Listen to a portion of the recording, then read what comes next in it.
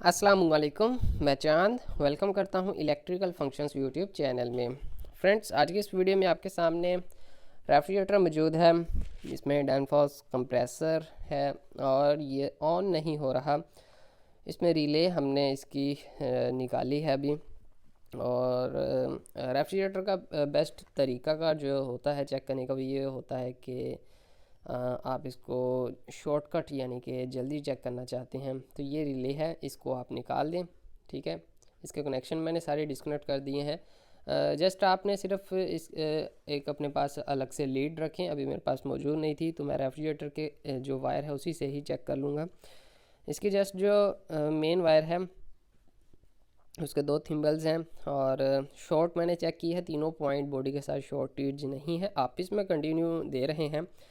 तो ये है मेन वायर जो कि इसको हम यूज़ करेंगे, ये रही। ठीक है, इसकी अर्थिंग वाली वायर हम साइड पर कर देंगे, वो यूज़ नहीं आएगी, कहीं पे भी यूज़ नहीं करेंगे। दो वायर, एक नीचे कॉमन पर मैंने लगा दी है और एक ऊपर लेफ़्ट साइड पर लगा दी है दूसरी तरफ, और राइट साइड वाला पॉइंट बिल्कुल खाली है। ठीक है, राइट वाले पॉइंट के साथ मैं स्क्रू ड्राइवर को टच करूँगा और ऊपर वाले ब्लू पॉइंट के साथ, ब्लू थिम्बल के साथ टच करूँगा जैसे ही स्विच को ऑन किया जाएगा। और साथ में हम इसके एम्पेयर्स चेक करेंगे। अगर तो स्टार्ट ले लिया, वैसे इसको आवाज़ से ही पता चल जाएगा कि ये मतलब साउंड से ही पता चल जाएगा, और इसकी जो सक्शन डिस्चार्ज है वो चेक करके ही पता चल जाएगा। इंसुलेटेड स्क्रू ड्राइवर होना चाहिए, ये मेरे पास स्क्रू ड्राइवर है और इंसुलेटेड है, बैक साइड से लोहे वाला आयरन वाला नहीं होना चाहिए।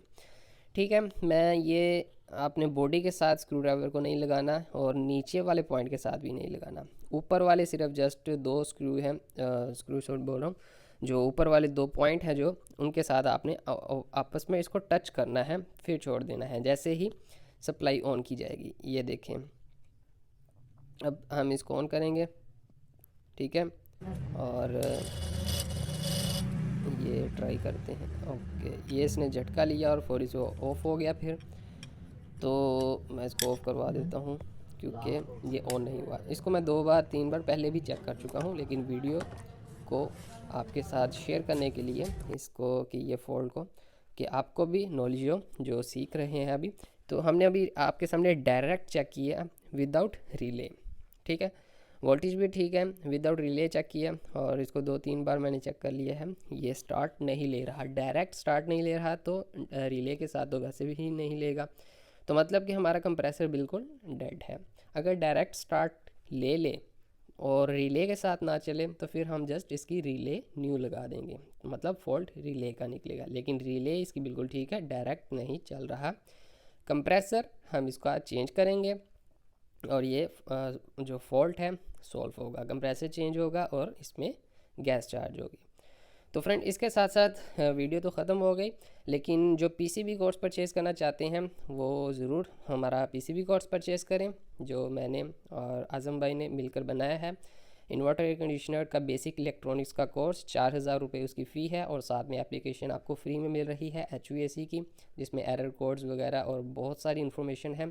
तो उसमें आप 10 घंटे का मेरे ख्याल से तकरीबन वो कोर्स है। तो आप 1 मंथ में इजीली बेसिक इलेक्ट्रॉनिक्स पीसीबी जितना सर्किट है, कैसे टेस्टिंग किया जाता है, ट्रबल शूटिंग, इन्वर्टर एसी के एरर कोड्स आते हैं और कितने इश्यूज आते हैं, तो आपके सामने कॉन्टैक्ट नंबर है, कॉन्टैक्ट करके आप पीसीबी कोर्स भी परचेज़ कर सकते हैं। अल्लाह हाफिज़।